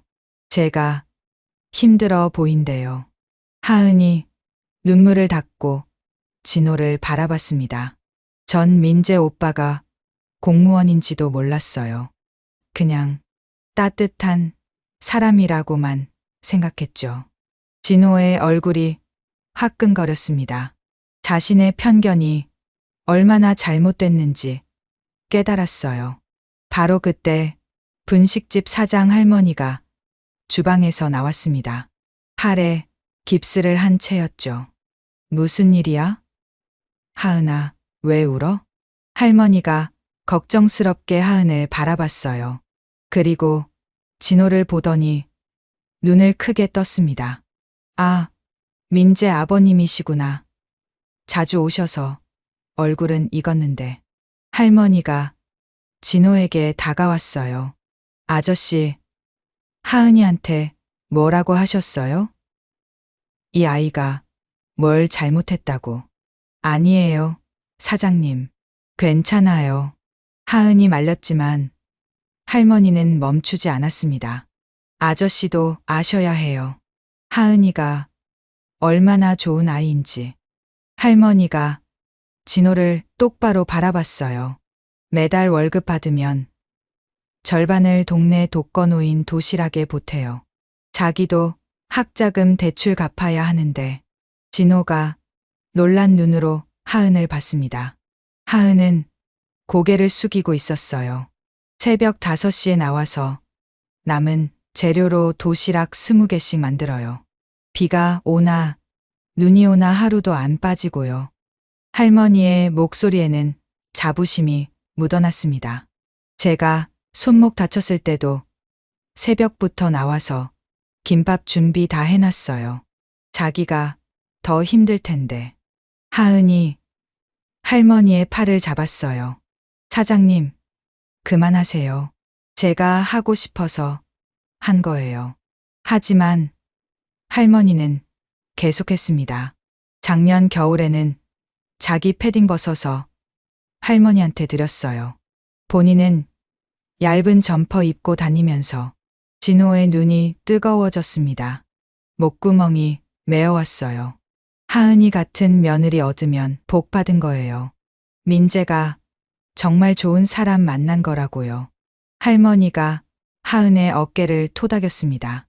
하은은 여전히 고개를 숙이고 있었어요. 진호는 더 이상 서 있을 수가 없었습니다. 무릎이 꺾일 것 같았어요. 하은 양. 떨리는 목소리로 불렀습니다. 하은이 고개를 들었어요. 여전히 눈가가 붉었죠. 미안합니다. 정말 미안해요. 진호의 눈에서도 눈물이 흘렀습니다. 68년 인생에서 이렇게 부끄러운 적이 없었어요. 제가 과거의 상처 때문에 당신을 잘못 봤어요. 하은이 고개를 저었습니다. 괜찮아요. 아버님도 아드님이 걱정되셨을 거예요. 그 말에 진호는 더욱 부끄러워졌어요. 하은은 자신을 의심한 사람까지 이해하려 했으니까요. 아니에요. 변명의 여지가 없어요. 제가 편견에 사로잡혀 있었습니다. 진호가 하은의 손을 잡았어요. 거칠고 굳은 살 박인 손이었죠. 민재가 정말 좋은 사람을 만났구나. 이제야 알았어요. 하은의 눈에서 또 눈물이 흘렀습니다. 이번엔 다른 눈물이었어요. 아버님, 앞으로는 진짜 아버지처럼 대해줄게요. 민재한테도 얘기하고 제대로 인사하러 오라고 할게요. 하은이 울면서 웃었습니다. 그 모습이 참 예뻤어요. 진호는 주머니에서 손수건을 꺼내 하은에게 건넸습니다. 울지 마요. 이제부터는 우린 가족이니까. 그날 저녁, 진호는 집에 돌아와 민재에게 모든 것을 털어놨어요. 자신이 한 일을 부끄러워하며 사과했죠. 아빠가 미안하다. 하은 씨를 의심했어. 민재는 놀랐지만 아버지를 원망하지 않았어요. 아버지도 저를 걱정해서 그러신 거잖아요. 하은이도 이해할 거예요. 그래도 정말 미안하구나. 진호가 민재의 어깨를 잡았습니다. 좋은 사람 만났더라. 꼭 행복하게 해줘라. 민재가 환하게 웃었어요. 네, 아버지. 꼭 그럴게요. 그날 밤 진호는 오랜만에 편안하게 잠들었습니다. 마음속 무거운 짐을 내려놓은 것 같았어요. 하은이라는 착한 며느리를 얻게 될 거라는 생각에 가슴이 따뜻해졌죠. 창밖으로 보이는 별들이 유난히 밝았습니다. 토요일 저녁 5시 진호는 부엌에서 분주하게 움직이고 있었습니다. 갈비찜을 만들고 있었어요. 아내가 살아있을 때 자주 해주던 요리였죠. 아빠, 제가 도와드릴까요? 민재가 부엌으로 들어왔습니다. 평소와 달리 정장을 입고 있었어요. 아니야, 거의 다 됐어. 너는 거실 좀 정리해라. 진호의 목소리에는 긴장감이 묻어났습니다. 오늘은 특별한 날이었으니까요. 하은을 정식으로 집에 초대한 첫날이었죠. 초인종이 울렸습니다. 민재가 급히 현관으로 뛰어갔어요. 문을 열자 하은이 서 있었습니다. 하늘색 원피스를 입은 모습이 청순했어요. 어서 와요. 하은 씨, 안녕하세요. 하은의 손에는 큰 봉지가 들려 있었습니다. 조심스럽게 신발을 벗고 들어왔어요. 진호가 앞치마를 두른 채 나왔습니다. 어서 와요. 기다리고 있었어요. 아버님, 안녕하세요. 하은이 공손하게 인사했습니다. 얼굴이 살짝 상기되어 있었어요. 긴장한 것 같았죠. 이거 제가 만든 김치예요. 맛이 있을지 모르겠지만. 하은이 봉지를 내밀었습니다. 진호가 받아들고 안을 봤어요. 정성스럽게 담긴 김치가 가득했죠. 직접 담갔어요? 네, 어제 담갔어요. 아버님 입맛에 맞으면 좋겠는데. 진호의 얼굴에 미소가 번졌습니다. 고마워요. 마침 김치가 떨어져 가고 있었는데 식탁에 둘러앉았습니다. 진호가 정성껏 준비한 음식들이 가득했어요. 갈비찜, 잡채, 전, 나물. 명절 같은 상차림이었죠. 와, 아버님이 이렇게 요리를 잘하세요? 하은이 놀란 눈으로 음식들을 바라봤습니다. 진호가 쑥스럽게 웃었어요. 오래 혼자 살다 보니 이것저것 하게 됐어요. 첫 입을 뜬 하은의 눈이 커졌습니다. 정말 맛있어요. 식당에서 파는 것보다 훨씬 맛있어요. 과찬이에요. 맛있게 먹어요. 분위기가 조금씩 부드러워졌습니다. 민재가 중간에서 대화를 이어가며 어색함을 풀어줬어요. 식사가 끝나갈 무렵 진호가 입을 열었습니다. 하은 씨, 결혼 준비는 어떻게 되어가요? 아, 네. 조금씩 하고 있어요. 하은이 수줍게 대답했습니다. 진호가 따뜻한 눈빛으로 바라봤어요. 도와줄 거 있으면 말해요. 이제 우리 가족이니까. 하은의 눈가가 촉촉해졌습니다. 가족이라는 단어가 가슴을 울렸어요. 아버님. 그리고 이거. 진호가 봉투를 하나 꺼냈습니다. 하은에게 건넸어요. 결혼 준비하는데 보태요. 하은이 깜짝 놀라 손사래를 쳤습니다. 아니에요, 아버님. 이런 건 받을 수 없어요. 받아요. 시아버지가 주는 거예요. 진호의 목소리는 단호했습니다. 하지만 눈빛은 따뜻했어요. 내가 우리 집 며느리가 되어줘서 정말 고마워요. 하은의 눈에서 눈물이 흘렀습니다. 감동의 눈물이었죠. 제가 더 감사해요. 이렇게 받아주셔서. 민재가 하은의 손을 잡았습니다. 세 사람은 한동안 말없이 앉아 있었어요. 따뜻한 침묵이었죠. 아, 맞다. 하은이 갑자기 생각난 듯 말했습니다. 아버님, 제가 결혼하고 나서도 독거노인 도시락 봉사는 계속하고 싶은데 괜찮을까요? 진호가 고개를 끄덕였어요. 당연하지. 좋은 일이잖아. 그리고 잠시 생각하더니 덧붙였습니다. 나도 같이 하면 어떨까? 시간 맞으면 도와주고 싶은데. 하은의 얼굴이 환해졌어요. 정말요? 아버님이 함께 해주시면 정말 든든할 것 같아요. 그래. 우리 가족이 함께 하는 거야. 그날 밤은 웃음소리로 가득했습니다. 서먹함은 사라지고 진짜 가족 같은 분위기가 흘렀어요. 6개월 후 결혼식 날. 진호는 예복을 입고 거울 앞에 섰습니다. 주름진 얼굴에도 행복이 가득했어요. 대기실 문이 열리고 하은이 들어왔습니다. 하얀 웨딩드레스가 눈부셨어요. 아버님. 아이고, 정말 예쁘네. 진호의 눈가가 붉어졌습니다. 아내가 살아있었다면 얼마나 좋아했을까요? 하은아, 잠깐만. 진호가 하은을 불러 세웠습니다. 두 손을 꼭 잡았어요. 내가 과거의 상처 때문에 내 진심을 못 봤구나. 정말 미안해. 아버님, 또 그 얘기. 들어봐. 오늘부터는 내가 진짜 아버지가 되어줄게. 민재 아버지가 아니라 너의 아버지로. 하은이 울먹였습니다. 진호가 손수건을 꺼내 눈물을 닦아줬어요.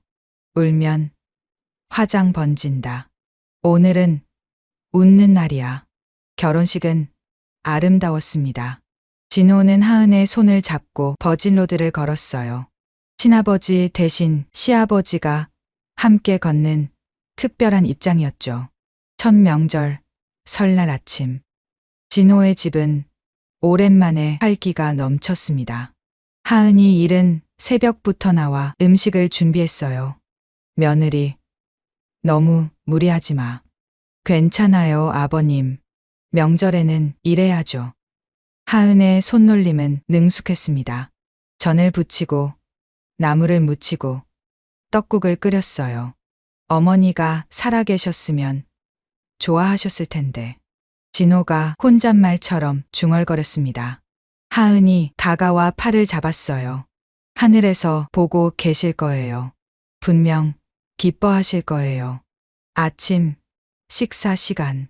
세 사람이 식탁에 둘러앉았습니다. 새해 복 많이 받으세요, 아버님. 민재와 하은이 함께 세배를 올렸어요. 진호의 얼굴에 행복한 미소가 번졌습니다. 그래, 너희도 복 많이 받아라. 하은이 만든 떡국은 정말 맛있었어요.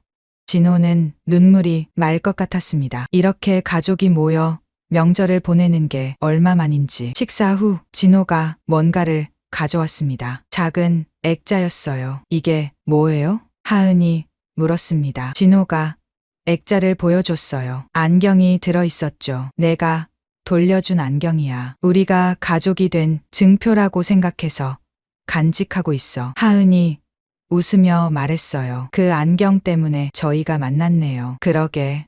운명이었나 봐. 진호가 액자를 거실 벽에 걸었습니다. 가족 사진 옆이었어요. 1년 후 진호는 여전히 마을버스를 운전하고 있었습니다. 하지만 표정이 달라졌어요. 항상 미소가 가득했죠. 박 기사님, 요즘 너무 행복해 보여요. 승객이 말했습니다. 진호가 환하게 웃었어요. 곧 할아버지가 될 것 같아서요. 어머, 축하해요. 진호는 백미러로 밖을 봤습니다. 하은이 만삭의 몸으로 천천히 걷고 있었어요. 민재가 팔을 잡아주고 있었죠. 정말 좋은 며느리를 만났어. 진호는 속으로 생각했습니다. 과거의 상처를 딛고 새로운 가족을 만난 것이 얼마나 감사한지요. 버스가 언덕을 올라갔습니다. 창밖으로 봄꽃이 피어나고 있었어요. 진호의 입가에 행복한 미소가 번졌습니다. 곧 할아버지라고 부를 손주가 태어날 거예요. 그 아이에게는 따뜻한 가족의 사랑을 듬뿍 줄 거였습니다. 과거의 아픔은 이제 추억이 되었어요. 새로운 행복이 시작되고 있었습니다.